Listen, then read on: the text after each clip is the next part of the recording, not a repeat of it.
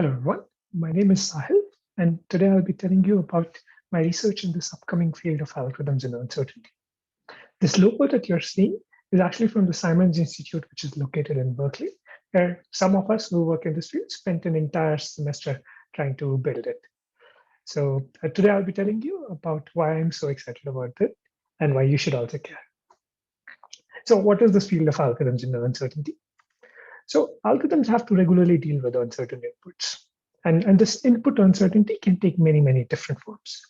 For instance, this input could be online, where this input gets revealed to you one by one, and your algorithm has to make decisions without knowing the future.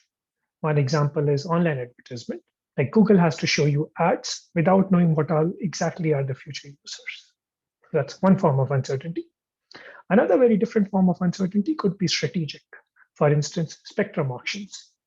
Here, the agency which is conducting the auctions, for instance, FCC is the agency responsible for conducting spectrum auctions in the US.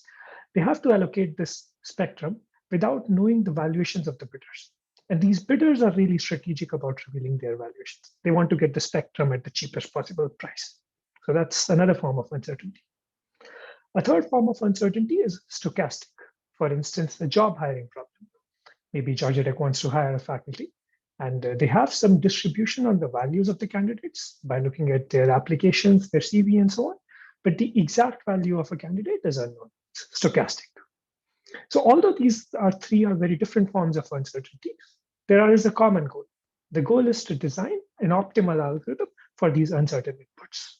So what can we do about designing optimal algorithms under such uncertain inputs?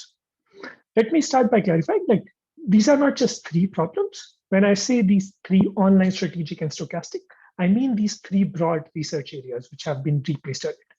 For instance, when I say online, it could mean online algorithms to you, but maybe if you have more of a machine learning background, online also means online learning. So there's lots of work in these areas. Similarly, when I say strategic inputs, I mean this broad area of economics and computation, which has really kicked off in the last 3 decades.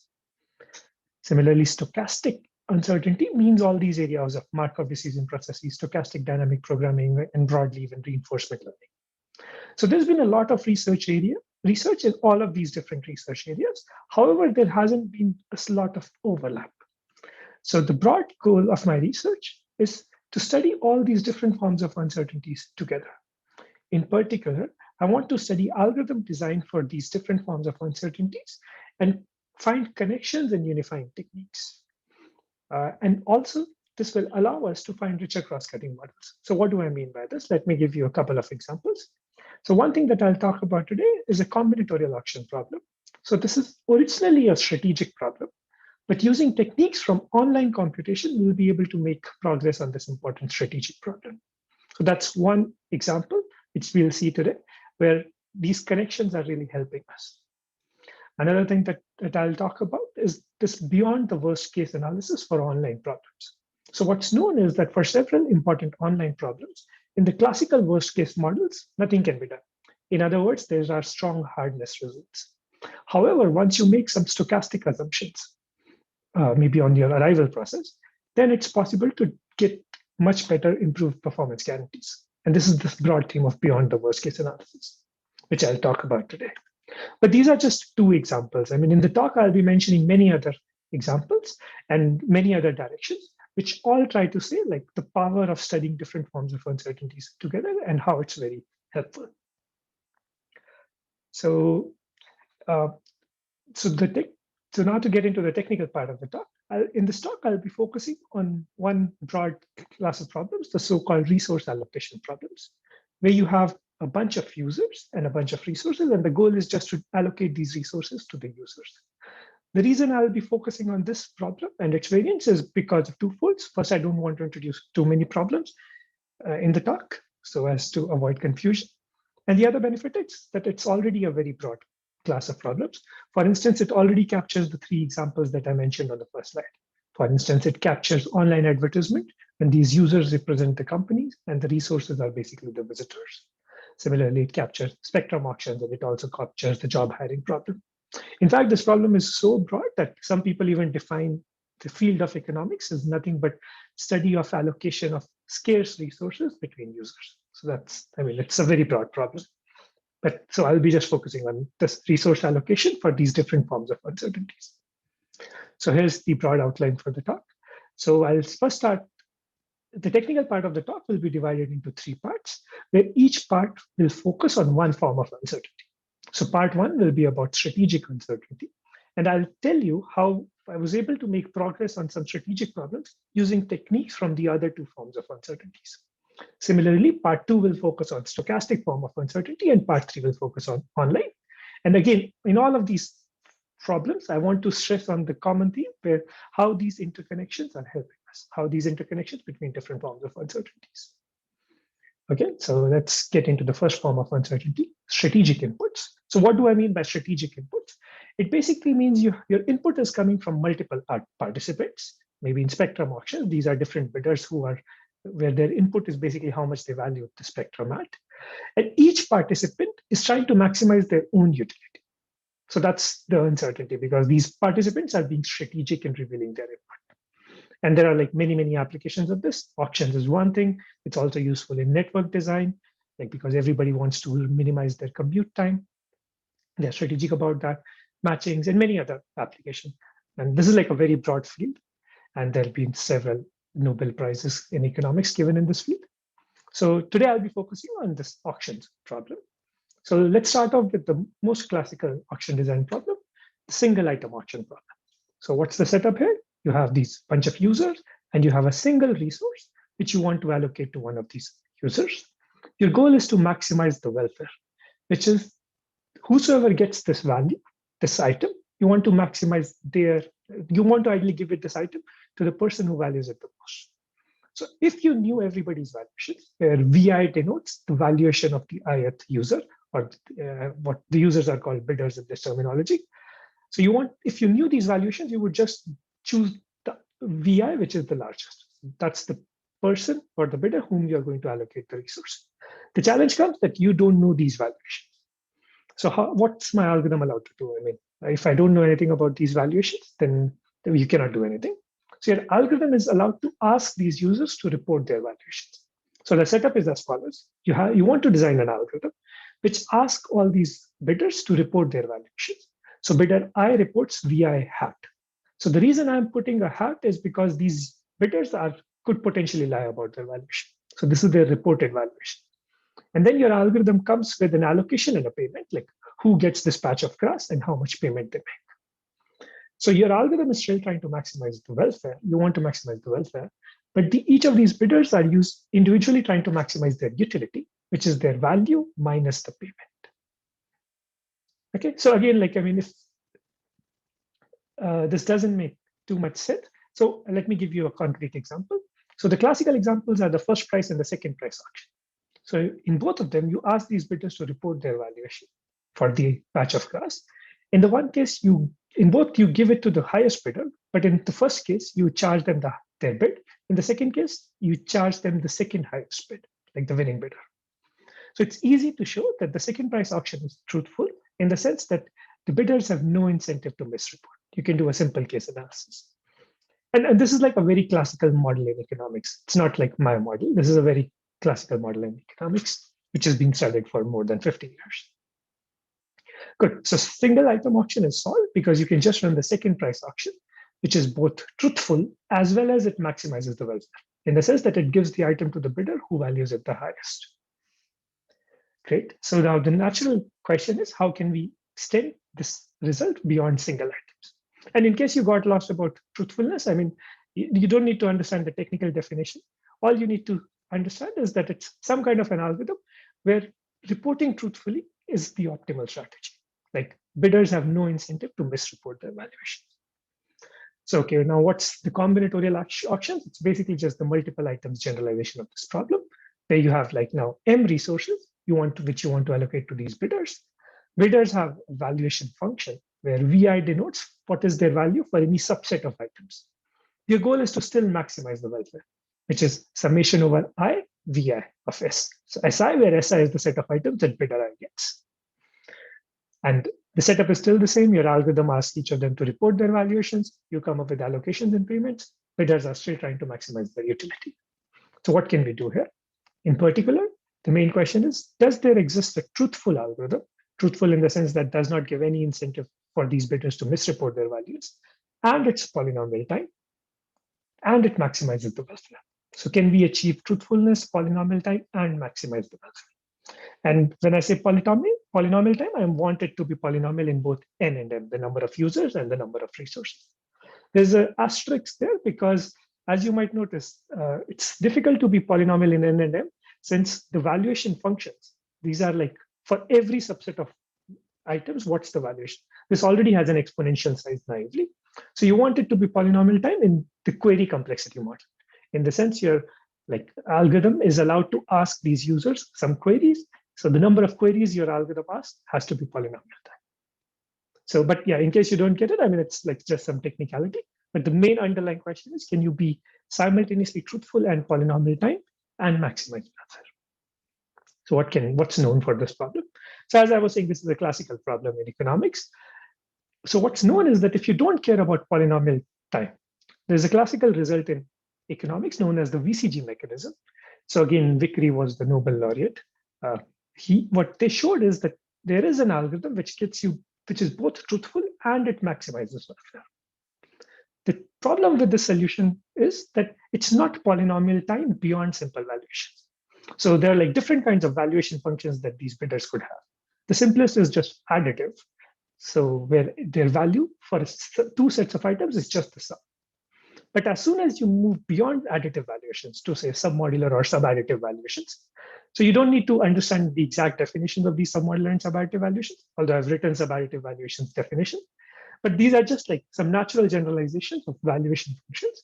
For instance, like in the spectrum auctions example, if you give a bidder a lot of spectrum in the same location, their value is not going to be additive. So it's trying to capture such scenarios. So as soon as you go beyond additive valuations to submodular or subadditive valuations, it's known that VCG mechanism does not run in polynomial time. So it in fact takes like exponential time. So that's the challenge. So if we don't, but the point is that if we don't care about polynomial time, then VCG mechanism already solves it. On the other hand, if I don't care about truthfulness, in the sense that I assume that the bidders are going to report truthfully, irrespective of what algorithm I design. So if I just totally ignore truthfulness, then unifying showed that basically there exists good constant approximation algorithms for these submodular and subadditive valuations as well. So, I mean, you cannot do it optimally. You cannot maximize the welfare optimally, but you can get some small constant factor approximations. Like for subadditive valuations, you can even get a 2 approximation. So he basically solved the problem exactly when you ignore truthfulness. So the main question in this field of economics and computation, in this algorithmic game theory field, is that can we come up with a truthful and a polynomial time algorithm that gets you a constant approximation? So in particular, can we simultaneously achieve both polynomial time and truthfulness while getting a good approximation to the welfare? You have to get a good approximation. I mean, you cannot maximize welfare because as Uri Feige showed, like, I mean, that it's impossible in polynomial time to get to maximize the welfare exactly. So you have to get like a constant approximation. You can at best get a constant approximation.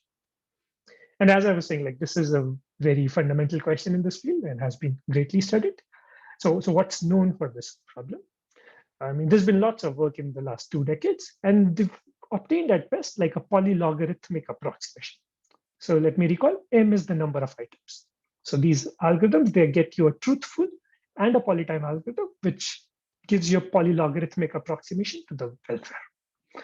So what we were able to show, so in these joint works, was that I was able to exponentially improve this from polylogarithmic to polylog log M.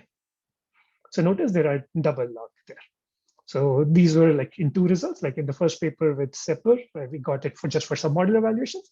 And in a recent work, we've also extended it to subadditive valuations. So notice, I mean, this is an exponential improvement from logarithmic to a log-log, although it still doesn't get a constant approximation, as is the main conjecture in this field, but it gets close. It's like a slow growing function. So that's the main result, that how to get both truthfulness and polynomial time while getting a very good approximation to the welfare. Okay, so now let me give you a high-level idea of what's the main proof technique. So in particular, what I want to stress on is these interconnections between different forms of uncertainty. So although this is a strategic problem, it's an auction design problem, the way we'll be able to solve it is using two ideas. And one of these ideas will be taken from online competition, online uncertainty, and the other one will come from stochastic uncertainty. And that's what I want to stress on. So what's the first idea to solve this auction design problem? The first idea, comes from online competition, is rather than thinking of all these bidders present to you upfront, think of these bidders arriving one by one. So what do I mean here? Imagine that you're running a shop and these bidders come to your shop one by one. Whenever a bidder walks in, you offer them a take it or leave it price. So what does it mean? Like you offer them any of the remaining items and you set some prices on these items. You tell this next bidder, you can take any set of items, but you have to pay the sum of the prices. So notice this is like an online problem in the sense that these bidders come to your shop one by one. So why is this useful? I mean, the reason this is useful is, first of all, it's truthful. Why is it truthful? Because whenever this bidder walks in, the prices of these items are fixed. I mean, the bidder cannot affect the prices of these items. And you don't allow these bidders to ever enter your shop again. So they have like only a single chance. It's a take it or leave it offer. So that's why they have no incentive to misreport. I mean, they just try to buy the best set of items that they can at the current prices. And also it's polynomial time because you just have to run a single query that at these current prices, what's the set of items that you're going to purchase? Okay, so that's the first idea, like which is really coming from online competition. Now, what's known is that there exist some good prices, such that if you allow these bidders to come to your shop one by one, then the allocation that you get is actually already a good allocation, gets you a good approximation to your welfare. The challenge, however, is that showing existence of prices is not that hard, but finding these prices is hard. In particular, I mean, had you known the valuations, then you can set these prices. But okay, what the main challenge here is that we don't know the valuations. Then how do we set these prices? So this is where the second idea comes useful, which comes from the stochastic. So the idea too is that rather than thinking of these bidders coming one by one in an arbitrary order, think of them coming in a fully random order. So these bidders are coming one by one to your shop, one by one in a random order. And again, you're running the same algorithm. The hope is that you're using the behavior of other bidders to set prices for this current bidder. So what do I mean? So you start off with some arbitrary prices, like some rough approximation to the correct prices, and then gradually you're going to update your prices. And the point is, whenever a bidder walks in, they cannot affect the prices for themselves, but their behavior is going to affect the prices for the future bidders. And if these bidders were coming in an arbitrary order, then there was no chance of learning the prices. But because these bidders are coming in a random order, you exploit this stochasticity to learn these prices. So the entire challenge becomes like, how quickly can you learn these prices without losing too many bidders? So like this trade-off is what we exploit to get this log result. And the underlying intuition is if somehow like the items are currently underpriced, then many people are going to try to purchase it. So of course, I'm hiding many, many details, but that's like the main takeaway is that to solve this strategic problem, we needed two ideas. One from online competition, which basically thought of these bidders coming one by one, which basically gave us truthfulness for free. The second idea that we needed was from stochastic competition, which made it possible for us to learn these prices. I mean, for adversarial arrivals, we cannot. Okay, so well, that's the only thing I wanted to talk about this proof. So what are the main takeaways from this first part of the talk?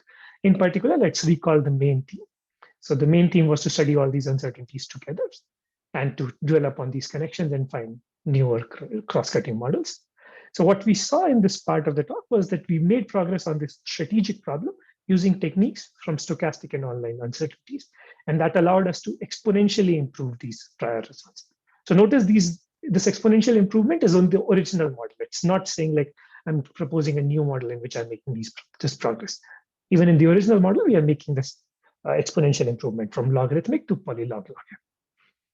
But all this also gives another interesting online auction model. In fact, I've done like several other works. This is just like what I presented you is like just one example, but there are many other instances where one is able to make progress on strategic problems using techniques from online and stochastic, like connections to this online competition is often via something called profit inequalities. I'll be also giving a tutorial on this topic at the upcoming EC conference. Uh, and often, like another connection that comes to many of these strategic problems from stochastic computation is via this mean new complexity. In particular, today I just talked about welfare maximization. A related question is, what about if I want to maximize the revenue of the auctioneer? So these things, these results often exploit ideas from stochastic computation. Okay, so this was the main takeaway. Like this was the first part of the talk. So now I'll move on the second part of the talk, where we'll talk about how the fields of stochastic optimization, and in particular like stochastic uncertainty, how we can make progress on such problems using techniques from online and stochastic strategic uncertainties. Great. So let me redefine what is stochastic input. So it's basically just that your input is being drawn from some probability distribution. The probability distribution may be known or unknown. And this has, like, again, many applications. It's very often used in operations such as inventory management, insurance, investments. I mean, these are just 3 examples. It's a very broadly studied field and has like tons of applications. Okay, so now today, however, I'll be just focusing on the resource allocation problem for stochastic inputs. So what's the resource allocation problem I want to think of? This is the K hiring problem. So the setup is as follows. You have a company. There are N candidates. The company wants to hire best K out of them. So there are N possible candidates and there are only K offers. So here basically you have like 4 candidates and you can hire at most, the company can hire at most 2 of them. The company doesn't know the exact values of these candidates. They do, however, know the distributions of these candidates. So what do I mean here? So there are N candidates, the company can hire at most K. The value of ith candidate is given by a random variable xi, which is drawn from some known distribution. Notice these distributions are different, potentially different for different users. You can find out the exact value of a user, but for that you have to conduct an interview which incurs a price, which incurs a cost. So the goal of your algorithm is to come up with a policy on how to conduct these interviews. So you want, in particular, you want a polynomial time algorithm which decides what set of candidates I'm going to interview. So among these N candidates, which am I going to interview? Among the interviewed candidates, you're going to hire a subset of them, which is of size at most K. So your final objective value is value of the hired candidates minus the price of interviewing all of them. So notice, like, a simple strategy would be you interview all the candidates, all the N candidates. So although that will allow you to get the best K candidates, like your value, the first term in your objective is going to be very large, but the second term is also going to be very large because you're interviewing everybody. So your goal is to really maximize the difference of these things. Okay, so the question is, how can I design these policies? And notice, I mean, I know the distributions, but I don't know the outcomes. And these are independent distributions, need not be identical. However, they could be candidate specific. So these distributions, maybe you know after like screening their resume and their application. So what's like making this problem a bit hard? Like, as you can see, like underlying, it's some kind of a matching problem. I mean, you're trying to match these offers to these users. The reason it's becoming challenging is because of these random variables in. And there is also this mixed sign objective. So that's making this problem challenging. And broadly, I mean, you could have studied like many other discrete problems. What happens to other discrete problems when you put like random variables and you have prices? I mean, and what if you work with like more general hiring constraints? Like, how do we solve any of these stochastic problems? So because I know this distribution, so because it's a stochastic problem, you can always model this as a Markov decision process. So, I mean, if you have not seen this, what's an MDP, like it doesn't matter. It's basically just a mathematical concept which allows you to exactly capture this problem. Like you can define some states, actions, and rewards. The good news is that you can use this concept to solve this problem optimally. You can design an exact policy, which basically gives you the exact algorithm strategy, like steps, like which candidate you should interview next and so on, and which will be really optimal. The bad news, however, is that it takes exponential time and space. So even for very simple distributions like discrete distributions or even Bernoulli distribution, it already takes exponential time and space. So the question is, that can we come up with a polynomial time policy which gives us either the optimal or near optimal utility? So, and like the way we'll be able to make progress on this problem is using techniques from this strategic or broadly like this economics part of uncertainty. So although this is a stochastic problem, the way we'll make progress is using ideas from economics. So what's this idea from economics? So This goes back to a result of Weitzman. So Weitzman was an economist at Harvard. So he basically studied exactly this K hiring problem for K equals 1 in his 1979 paper. So what he called this problem the Pandora's box problem. So where you, out of these n candidates, you want to just hire at one candidate. So your objective is given by max over I in the interviewed candidates, xi. So the best candidate that you find minus the price of interviewing everybody. So, I mean, he was motivated by some economic search problems, but this is like a very popular result in economics. I mean, it is, you found many applications, including auction design, which has thousands of citations. So why was Weitzman, like, what did Weitzman show about this problem for this one hiring problem? He basically showed that there is a very simple polynomial time optimal policy. So what did he show? That he showed that there exists some indices that you can assign to these different candidates. So this index is, you can think of this as just like a score on every candidate. So you assign these indices. I'll soon tell you like what's the exact mathematical formula to assign these scores.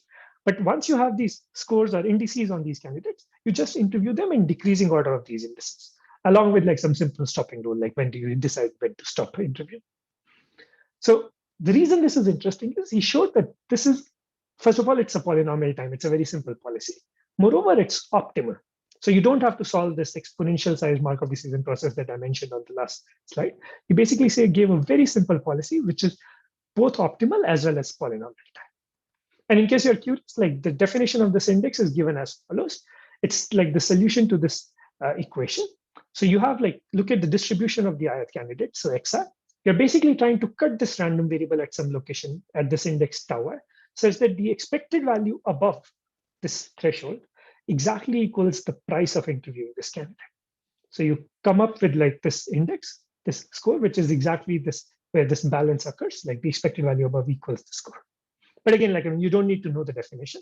All what you really need to know is that there exists some notion of assigning these indices or scores to these candidates, such that you can just like interview them in decreasing order of these indices, and that's actually the optimal policy. Okay, so Weitzman basically solved this one hiring problem. Natural question is like, can we solve this, use this idea or something else to solve the K hiring problem, where we want to hire K candidates? And more broadly, I mean, what about other hiring constraints? I mean, what if there are some diversity constraints or some any other constraints? Can we still solve such a hiring problem? Like constraints on what subset of candidates can we hire? So this motivated me to define this model of price of information in this 2018 paper. So it's basically a generalization of the K hiring problem. So again, you have these, you're given these value distributions, which basically represents the distributions on the values of these candidates. And you also know these values of these prices, such that you can find out the outcome like of any of these random variables by paying a price. So there are prices to get the exact outcome for these random variables. And you're given a constraint on what subset of candidates you can hire. So for instance, you're given a packing constraint. Like in the K hiring problem, this packing constraint was nothing, but you can hire at most K candidates. So but broadly, you're given any packing constraint, and your subset of candidates hired should be a feasible set of this packing constraint. Your goal is to maximize the value minus the price of interview. But I mean, as I was saying, like now, as I've defined like a general packing constraint, you can put many other constraints as well. For instance, you could put a matroid constraint, a matching constraint, a knapsack constraint, like any of these other different kinds of constraints. You could, in fact, even put covering constraints. I mean, for instance, like you could put like a spanning tree, set cover, facility location. So again, I mean, you don't need to know what these different things are. All I'm saying is these are like broader and broader families of constraints that you can put on the subset of candidates that you can have. So, okay, we've defined like a long list of problems. Like, but can we show anything for them? So what do we show? What we show is the following. I showed in this paper is a broad result. It's basically a black box result from any greedy algorithm to a policy for in this price of information. So what do I mean by that? So let's look at like one example, say the max weight matching problem. So for max weight matching, it's known that a simple greedy algorithm where you sort these edges in decreasing order of their weights and just select them into your matching if it's feasible to select them. So this simple greedy algorithm in the classical free information world, like where you know every edge's weight value, that gives you a 2 approximation. So what I showed in this result was basically for any such problem, if you have a greedy algorithm, which gives you an alpha approximation, then you can convert this greedy algorithm into an alpha approximation policy in this price of information world, where you basically have to pay prices to find out the outcomes of these random variables. And why is this interesting? Because this immediately gives us a long list of corollaries. So if you look at the second column on this table, you basically get like all these new approximation ratios, like for the hiring or the matroid setting, you get like the optimal solution. But I mean, for set cover, you can get like a log-in approximation and so on. So a single result basically allowed us to obtain all these long lists of corollaries. And the main underlying technique here was basically this, it generalizes this Weizmann's index policy. Like this idea from economics of defining an index policy, we were able to generalize this to convert such a greedy algorithm into a policy. So like the main thing I want to stress is this is a stochastic problem, which we were able to solve using techniques from economics. Okay, so what are the main takeaways from the second part of the talk? Is again, let's recall first our main theme, which was to study all these different uncertainties together. So the main takeaways here was that we solved this stochastic problem using an economic index. And we also got a new model, this price of information model, which was basically generalizing this Weizmann's model from economics. And like there are other works as well of, so this is just one example, but there are many other instances as well where I was able to solve stochastic problem using techniques from other areas. For instance, like one connection between stochastic and online uncertainty is the sample complexity. So I was currently assuming that I knew the distributions of all these candidates exactly. So what if you don't know these distributions? Instead, you maybe only have like sample access to it. Can we still prove something about it? And basically, yeah, that's where like these ideas and techniques from online learning comes in handy. So you can prove basically some regret bounds. There are also other ideas that you can use from economics. Like broadly, this gives us like many other models of studying such stochastic problems. So for instance, like what if you have to conduct multiple interviews of a candidate before you can find out its true value? So these have like a bunch of work on these broader models as well. For like, in fact, like one of these papers, this paper actually builds on a result of Prasad Tetli from Georgia Tech, who had like this beautiful result. Good. So now let me move to the last technical part. So in this part, I'll focus on online uncertainty and how I was able to make progress using techniques from the other two. So again, what I want to really study is this online uncertainty where these inputs are being revealed to you one by one. So some classical examples are online advertisements at Google. There are other examples like scheduling, caching, and many others, where these inputs come to you one by one, and your algorithm has to make irrevocable decisions without knowing the future. So let's consider the online resource allocation problem. So what's the online resource allocation problem? Again, you have these users, you have a bunch of these resources which you want to allocate. Now, the online part is that these resources are not known to you upfront. So these resources come one by one. So maybe the carrot arrives first. As soon as the carrot arrives, you have to immediately decide which of the users you're going to give it to. So what's happening on arrival of little t, like the tth resource, you get to see the values of all the users, so VIT. And because of some normalization reasons, I'll assume these values are between 0 and 1. And immediately your algorithm has to decide who gets this resource T. So if SI denotes the set of resources that user I gets, their value is going to be nothing but the sum of the valuation, like the sum of these VITs in the set. Good. So why is this interesting? First of all, like depending on what objective you put, this can be used to capture many problems. For instance, like the online ads problem that I mentioned on the first slide, that can be actually captured using this model. So Aranik Mehta from Google has a book on this, where he exactly studied this problem, and he's been using it for designing these online ad allocation problems. But today I'll be focusing on a different objective, the so-called fair division objective. So here the goal is to allocate these resources such that in some sense it's fair between the users. Like it's not that one user is getting a lot of the resources. So more formally, what you want to really ensure is that the NV is small. So you want to minimize the max NV. So this max NV is a concept from economics, again, like which was introduced in economics like 50 years ago. In the online setting, it has been studied first by Alexandrov et al. So what's this definition, the formal definition? So imagine you are user I. you want to say that you do not envy any other user J. So what's this objective saying? Let's look at it a bit more carefully. So you want to minimize over all I and J. You want to say that user i's value for J's bundle minus user i's value for user i's bundle. So you want this thing to be small. So you want to really minimize. You want to say that user I is happy with their bundle in contrast to user J's bundle. So among every pair I and J, you want this thing to be small. Again, I mean, if you didn't get the formal definition, it doesn't matter. All you want is that you want to allocate these resources in an online way so that everyone is happy with their set of bundles. And this is like a formal way of capturing this. So what can we do about this problem? So first of all, in the offline setting where you know every valuation upfront, you can show that you can basically get nearly zero NV. I mean, the max NV is at most one, basically one good. You can run simple round robin algorithms, which give you a max NV of at most one. On the other hand, in the online setting, where these resources come one by one, you can show that simple random allocation. You just allocate the next resource to one of these end users at random. That already gives you a max NV of nearly square root t.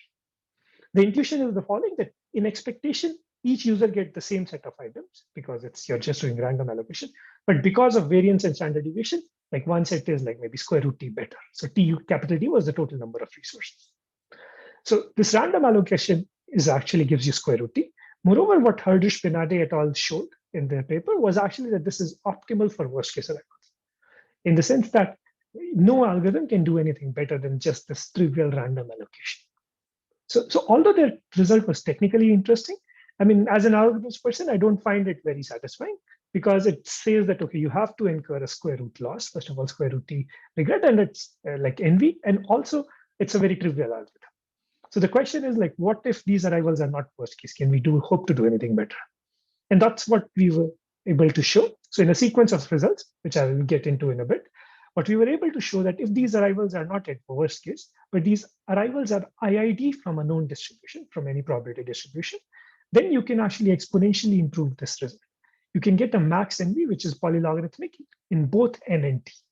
So notice you're improving from square root t to logarithmic in t, the total number of resources. So this is what I want to stress on. Like once we made some assumption on the arrival process, once it's not the worst case arrival, then you can actually make exponential improvements for this online problem. And again, like I want to first stress on these interconnections. So it's originally an online problem motivated from economics, like this fair division and NV minimization is an online problem motivated from economics. The way we were able to make progress on this and do this beyond the worst case analysis is by making a stochastic assumption. So by combining these things, we were able to make exponential improvement on this NV minimization problem. And now I'll give you like a high level idea of how we go about proving this result. So the way we'll do this is via connection to another toy problem, which I'll mention.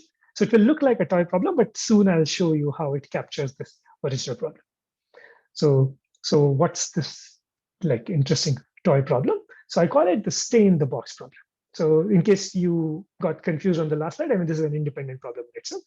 So what's this stay in the box problem? So it's in the 2 dimensions. You're given a box, basically a square. You start at origin, and now vectors are going to arrive one by one. So what's going to happen? Like you're going to get t vectors. Capital T is the number of vectors you get one by one, and these are all unit vectors. Whenever you get a vector, you have to immediately decide: are you going to keep this vector as it is, or are you going to flip it to minus -1? The goal of your algorithm is to always ensure that the sum of these vectors is inside the box. So in particular, you want to ask, how small can I make this box such that there exists an algorithm which can always stay inside the box? So let me give you a small animation. So maybe this first vector comes. It's of unit length, like length 1. You have to decide, do you keep it as it is or flip? Maybe I keep it as it is. Now I give you a second vector. Again, you need to decide, okay, maybe this vector is pushing me outside, so I'll flip it. So I just flip this vector to the next one. Then I give you a third vector. Maybe I keep it as it is. I give you a fourth vector, and then maybe I decide to flip. So that's the game. Like the game is your algorithm has to only decide whether you keep it as the vector as it is or you flip it. And you want always the sum of these vectors to be inside this box. So let me start by some simple observation. So if you were asking the same question in 1 dimension, then it's trivial. I mean, in particular, you can ensure that the box size is at most 1. For instance, in 1 dimension, these vectors basically just represent scalars, some numbers between plus minus 1. So you can just greedily decide whether you want to, like 0.7, maybe keep it as it is, 0.9, I'll make it negative, and so on. So you can easily ensure that this box size is at most 1. On the other hand, for 2 dimensions, even if you do like random flipping, so in expectation, although you are at 0, but because of variance and standard deviation, you'll have to make your box nearly square root t. So notice this is reminding us like the kind of bounds we were getting on the last slide for NV minimization. Like random flipping is not a very good algorithm. It gets you like a square root. So the main question is, can we get it down to polynomial in T? And some of you might be also noticing that this problem sounds familiar. It's actually related to this deep field of mathematics known as discrepancy theory. So it's basically, discrepancy theory is nothing but a high dimensional generalization of this problem. And in fact, you can generalize it in many other forms. Like rather than defining just the square box, you could have defined a box with respect to other norms and so on. So there's like a lot of mathematics behind it, but let me not get into it. So what I want to say is like that this is the stay in the box problem. You can just think of it as stay in the box problem. And what we were able to show is that this problem actually captures the NV minimization problem from the last slide. So in particular, for 2 players, this is exactly capturing this NV minimization for 2 players. Like what you can formally show is that if you can ensure a box of size at most x for this problem, that implies that there is NV at most x. So this is what we showed. I was able to show with Houghton, Jiang, and Janardhan Kulkarni in this paper. And the intuition is basically you're using these vectors to represent the items where the coordinates represent the values and so on. So for 2 players, it's exactly the same problem. For higher number of problems, you have to define like generalizations of these problems, which also exist. So you don't need to, worry about it. But basically, this is really capturing this fair division problem using this discrepancy minimization. So now the question is, what can I say about this stay in the box problem? So what's known is that if these vectors arrive adversarially, which is equivalent to kind of like our worst case arrival of these items for the fair division problem, then you cannot really do much. You have to lose a square root t. And the intuition is very simple. What you can show is that the adversary can present you the next vector. If dt minus 1 shows your current location in the box, it can present you the next vector, which is orthogonal to your current location. Now, irrespective of whether you keep this vector as it is or you flip it, your length is going to increase by Pythagoras theorem. And now a simple calculation shows that you have to really make this box like square root t in size. So the question that we basically asked is that, can we do anything better if these arrivals are stochastic? If they are not worst case, they're coming from some distribution. In particular, even if like from this arbitrary distribution over these n-dimensional unit vectors. So what can we show?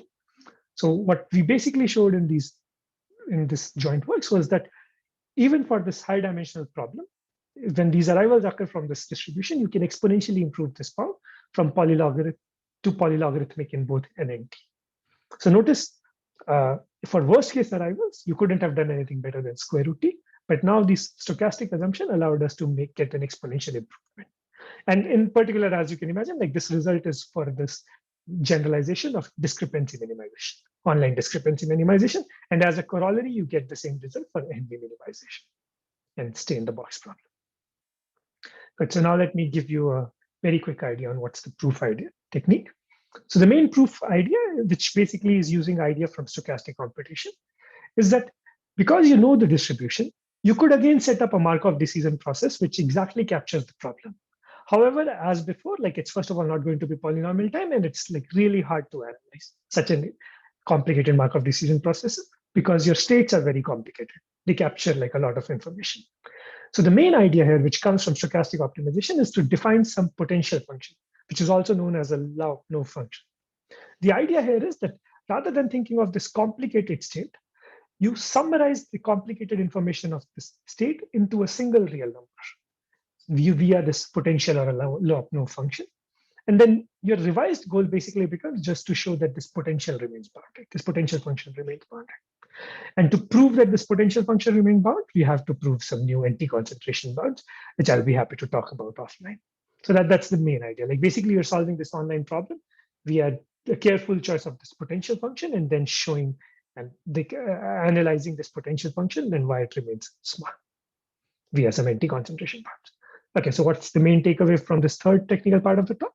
Again, recalling our theme of studying different uncertainties together, is that we were able to make progress on this online problem of NV minimization, which came from economics, using ideas of potential functions and Lyapunov function, which comes really from stochastic optimization. And another thing that I want to stress is that we were able to use the stochastic assumptions to go beyond the worst case analysis. Like in the classical worst case model, you couldn't have done better than the square root T loss. And I mean, again, this was just one example. There are many other examples where I was able to make progress and go beyond the worst case for online problems.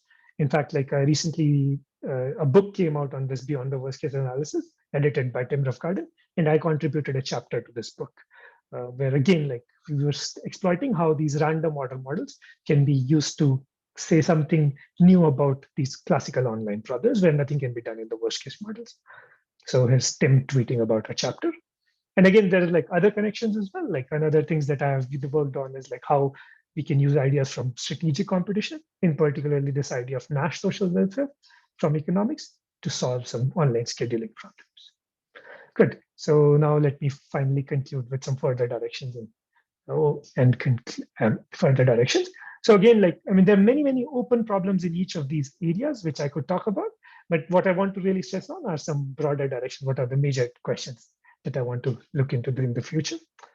So uncertainty appears everywhere. Like each of you can probably think of a very natural problem in your area where you have to handle uncertain inputs.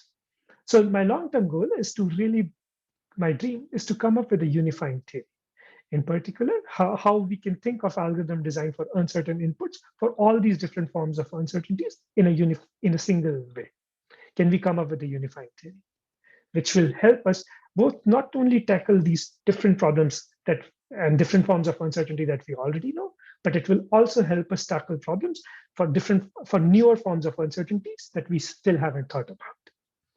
And some immediate steps in this direction that I have is to connect some fundamental problems in these different forms of uncertainties and show some kind of equivalence results between them. For instance, I talked about this combinatorial auctions problem today. This is a strategic uncertainty. Can we show that this is related to the matroid secretary problem, which is an important problem, open problem in the field of online competition? Again, you don't need to understand what's this exact problem, the matroid secretary problem. But I mean, there are reasons to believe that both these problems have connections. For instance, both of them have are conjectured to get constant approximations. Now we can get like polylog log m approximations for both of them using random order. But I mean, can we show really some formal equivalence between these two problems? And like use these connections to make progress. Another is related direction is like another question would be like, can we show some equivalence between vector norms and XOS functions?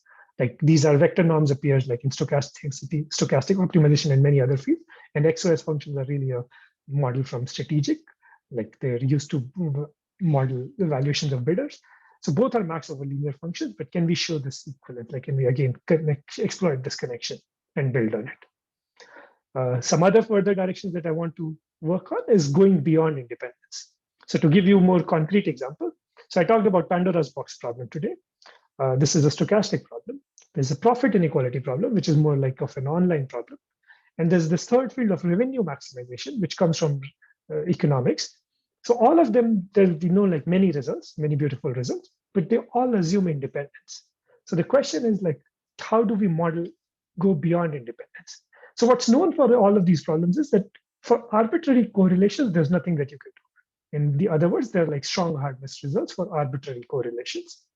So the question becomes that like, what if there are like correlations are mild? Like what if you have some kind of negative dependencies between them? You might know things like negative association, negative regression, like all of these things. Can we show results for such negative dependencies? What if we have like some mild positive correlations, maybe some linear correlations or like correlations given by some probabilistic graphical models? So I have some work in this direction, but not a lot. So these are some directions that I want to explore. Like, can we show some concentration bounds for such dependencies, some mild codependencies? Another related question is about robustness. Like, what if we expect our input to come from a distribution, but sometimes it's not really coming, then there are some outliers. So what can we show for such arrivals? Like, what if these arrivals are mostly from the distribution, but there are some outliers as well? So I have some work on this direction, but not a lot. So this is one direction I want to explore. So another thing that I want to talk about, like is this further applications. Like I focused in this talk only on like how these different forms of uncertainties interact with each other and how they help out each other. But as you might expect, like these things have many applications beyond these different forms of uncertainties. For instance, I was able to design faster algorithms using ideas from online competition. So in this first thing, like I was able to make progress on this important problem of matroid intersection, even in the offline setup. So you don't need to know what is this matroid intersection problem, but it's a classical problem in algorithms, which was originally studied by Edmonds. So the way I was able to make progress on this classical offline problem was by first designing an online algorithm for this problem.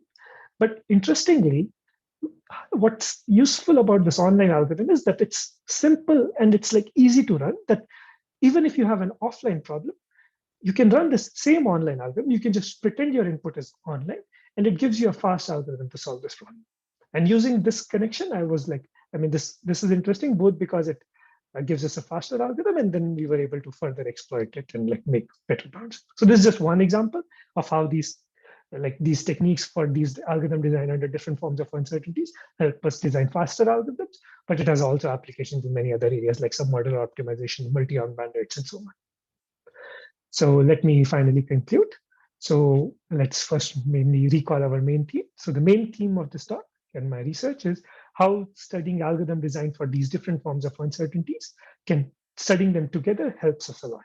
It gives us a lot more power for algorithm design. And the main things that I talked about today in part one was about this auction design problem, this truthful combinatorial auction, where we were able to make exponential improvement on this classical problem using techniques from online and stochastic optimization. Part two was about this price of information model, where we generalized this Pandora's box model from economics to solve a broad set of stochastic problems. And part three was about these online problems, where in these classical worst case models, you cannot really do anything. But once you make some stochastic assumption, you can go much further. So more generally, like what the main takeaway message is that studying algorithm design for different forms of uncertainties together and having a more holistic view on them gives us a lot more power. And that's what we should try to exploit. Thank you.